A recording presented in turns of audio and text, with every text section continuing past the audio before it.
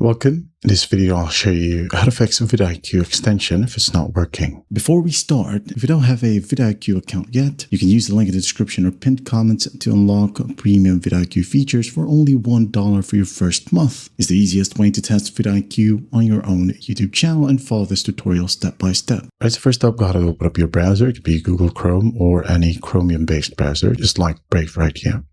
So what you'll do next is just basically go to the Extensions tab, right here at the very top, or the three dots or three horizontal lines. Then go ahead over to Extensions and Manage Extensions. Now, sometimes vidIQ right here requires a repair. So just go ahead and click on Repair, wait for the process to finish, and after that, close the entire browser. And once done, go ahead and open up YouTube or vidIQ, and everything should work perfectly fine now. If that still won't work, go back to the Extensions tab right here. Disable it for now. And restart your specific browser, reopen it again. Once done, go to the Extensions Manager, click on it, just re-enable it. And after that, again, close the browser.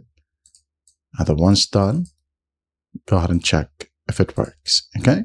You can go ahead and open up YouTube and you'll be able to see vidIQ right here.